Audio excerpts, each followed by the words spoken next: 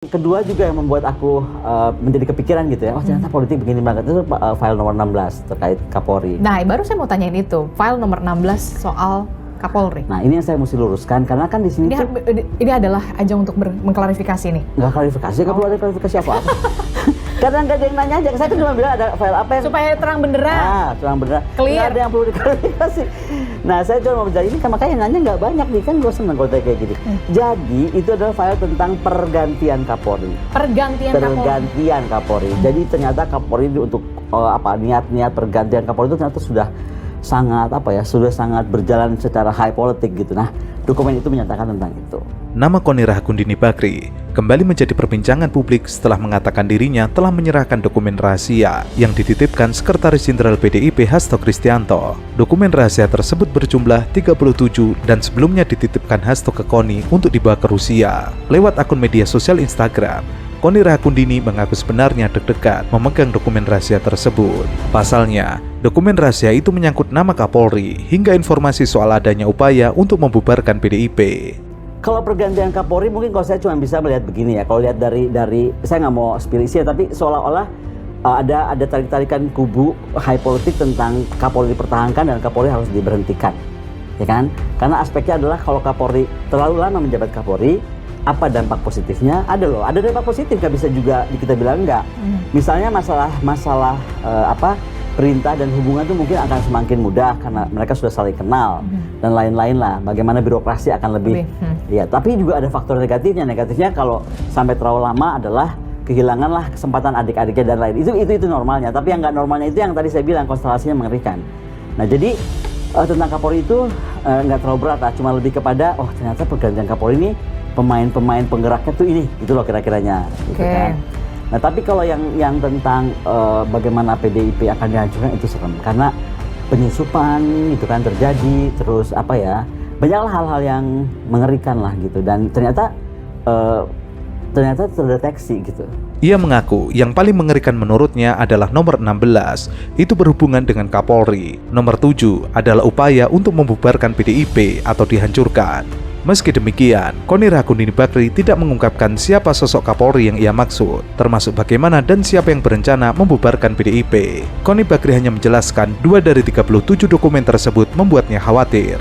Sementara 35 dokumen rahasia lainnya mengangkut soal kasus korupsi di Indonesia. Jalan apa, nomor berapa, itu ada semua. Termasuk penyusup-penyusup itu?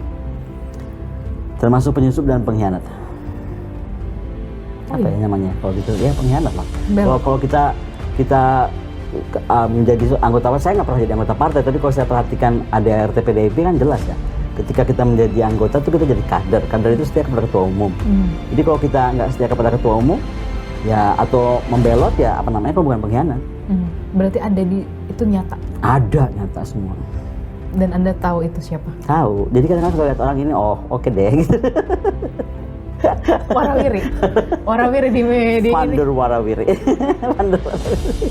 Oh iya? Yes. Hanya 1 orang, 2 orang, 3 orang? Ada top berapa 5? orang, tapi ketika saya sampaikan kepada ibu langsung bilang, saya tahu, saya sudah tahu. Ibu tuh kan matanya juga, kalau saya aja punya, kalau saya punya dokumen dengan mata yang banyak dan menjadi dokumen, apalagi seorang ibu bangsa Megawati Soekarno Putri dan kupingnya lebih banyak, tangannya lebih banyak, matanya lebih banyak kan pasti. Gitu. Jadi ketika saya sampaikan ibu, tidak terlalu terkejut. Iya, ini dia menariknya seorang ibu tuh ya, nggak pernah terkejut. Gue juga heran, ibu tuh tenang banget ya. Tenang, itu yang aku mungkin mesti belajar ya. Aku kan orangnya kan gedebak-gedebuk gitu ya. Oh, ini yang mesti belajar. Jadi tenang dan terus kepala dingin. Selain dokumen, Kony Rahakundini Bakri juga menyerahkan 1 buah flash disk berisi video yang dulunya dititipkan oleh Hasto. Kony menegaskan dirinya tidak pernah mengopi atau menyalin dokumen tersebut dalam bentuk apapun, apalagi menyebarkan isi dokumen Hasto Kristianto itu kepada publik. Kony mengungkapkan alasan mengapa dirinya menyerahkan dokumen rahasia tersebut kepada PDIP. Ada 3 alasan dirinya harus mengembalikan dokumen itu kepada PDIP. Pertama, Kony sudah tidak memiliki akses untuk menghubungi Hasto. Kedua, dirinya juga tidak diperkenankan oleh Ketua Umum PDIP Megawati Soekarno Putri untuk bersuara. Yang ketiga, Kony mengaku mendapatkan gelar di Rusia yang setara dengan Perdana Menteri, sehingga harus menetap di Rusia hingga tahun 2026. soal matahari kembarnya Prabowo. Perasaan gue nggak enak ini. Bagian ini penulisnya adalah Cica ya. Jadi silakan Cica menjelaskan. Selamat sore Pak Jokowi. Ya, jadi Pram, berdasarkan diskusi kita ya dengan banyak narasumber juga pengamat gitu. Di 100 hari pemerintahan Prabowo ini ternyata Jokowi itu belum bisa melepaskan pengaruhnya. Dari ya ada yang bilang ini post power syndrome gitu. Kemudian ada yang bilang juga sebetulnya Prabowo tidak bisa lepas gitu tidak bisa semata-mata lepas dari Jokowi gitu. Ya, masih cawe-cawe lah ya. Betul. Jokowi ini di pemerintahan Prabowo ya. Betul, coba tebak apa yang paling kelihatan dari cawe-cawenya Jokowi? Banyak kayaknya ya. Oh, banyak ya. Terlalu banyak bahkan untuk disebutkan sepertinya gitu. Iya. Tapi yang paling tampak adalah dia atau Jokowi Presiden ke-7 itu masih bertemu dengan menteri aktif saat ini. Beberapa menteri aktif. Ya, yang dulu pernah menjadi bawahannya. Dan sekarang itu istilahnya adalah orang-orang dekat yang jadi menterinya Prabowo. Orang-orang dekat Jokowi yang jadi menterinya Prabowo. Jurnalis senior Uni Lubis mengaku mendengar informasi bahwa Presiden Jokowi menitipkan 4 orangnya kepada Prabowo Subianto untuk menempati posisi tertentu jika telah menjabat sebagai presiden, seperti Kapolri dan Jaksa Agung. Ia mengakui bahwa mendengar informasi Presiden Jokowi menitipkan 4 posisi, yang 1 Kapolri, kedua Jaksa Agung, ketiga Mensesnek Pratikno, keempat Bahlil. Uni mendengar informasi tersebut dengan disaksikan langsung oleh koleganya, jurnalis senior Bambang Harimurti. Namun dirinya tidak mengetahui apakah 4 posisi itu akan diisi sesuai keinginan Jokowi. Ia tidak mau membocorkan sumber informasinya, hanya menegaskan berasal dari lingkaran terdekat Prabowo, dari Very Close 02. Informasi ini A1. Gitu. Salah satu yang baru saja menemui Jokowi adalah Budi Ari, mantan Menteri Komunikasi dan Informatika yang sekarang menjadi Menteri Koperasi. Apa sebenarnya isi pertemuan Budi Ari dan Jokowi di Solo? Ya, Budi Ari tidak sendiri ya Pram ke Solo gitu ya. Dia bersama Bendahara Projo, Panel Barus, dan Jokowi ini mendiskusikan dengan Budi Ari soal approval ratingnya Prabowo.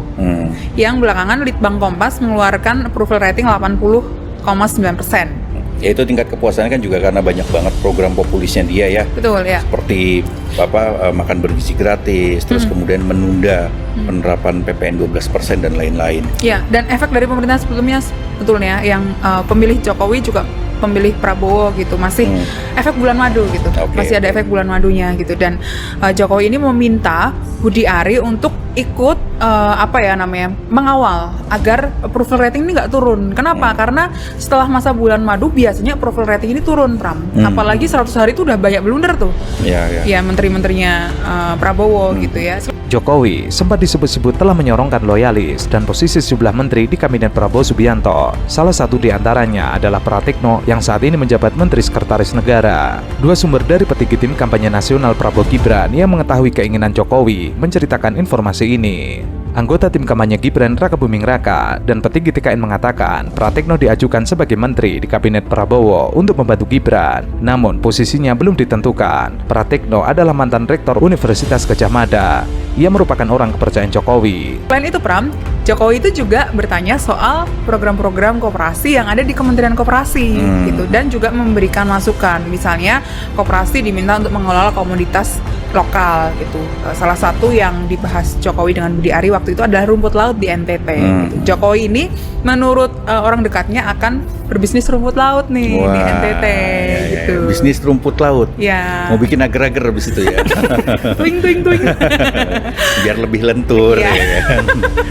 Oke, tapi gue dapat info juga nih bahwa sebenarnya ada pembicaraan lain di situ. Waktu Budi Ari ketemu dengan Jokowi.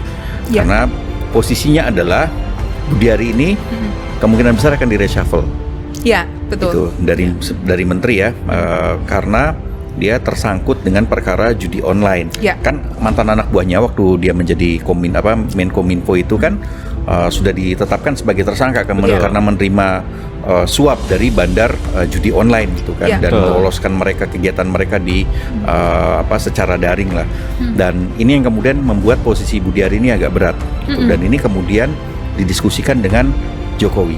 Jokowi juga disebut mengendorse politikus Golkar Bahlil Lahadalia yang saat ini menjabat sebagai Menteri Investasi untuk masuk kabinet Prabowo sebagai wakil dari profesional. Selama kampanye, Kepala Badan Koordinasi Penanaman Modal itu membentuk tim kampanye strategis Prabowo Gibran. Selain Menteri, Jokowi dikabarkan juga merekomendasikan nama untuk 2 pos di antaranya Kepolisian RI dan Kejaksaan kepada Prabowo. Menteri Sekretaris Negara Pratikno dan Koordinator Staf Khusus Presiden Ari Dwi Payana belum memberikan respon. Namun, sebelumnya Jokowi pernah menanggapi soal keterlibatannya dalam penyusunan kabinet Prabowo. Ia mengatakan, tanyakan ke Pak Prabowo, kok tanya kepada saya? Iya. Ya nggak?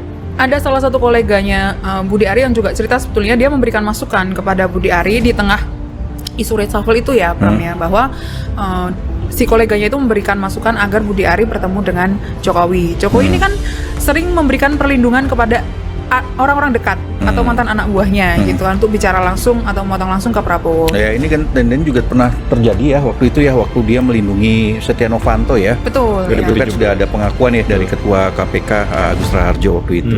Ya betul, dan sebenarnya tidak hanya Budi Ari sih, Pram, yang dilindungi, ada 2 nama lainnya. Siapa itu? Sok-sokan nggak tahu, padahal udah ada di tulisan gue.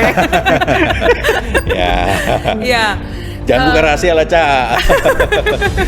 Ya, jadi ada lebih dari 3 narasumber kita ya di sekitar Koalisi Indonesia Maju itu yang cerita bahwa Jokowi itu mengusulkan agar Prabowo tidak mengganti secara cepat gitu ya Kapolri Listio Sigit Prabowo. Emangnya mau diganti?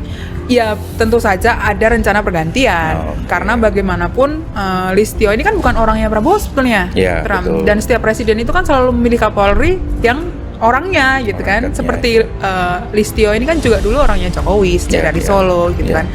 Nah, menurut informasi yang kita peroleh itu Jokowi memberikan masukan supaya paling tidak setahun jangan diganti dulu lah Kapolri ini. Itu pun Prabowo juga sebetulnya yang memilih Listio. Kenapa? Karena Listio ini kan banyak membantu juga waktu pemilihan presiden kemarin. Ya, gitu kan. Memenangkan Prabowo.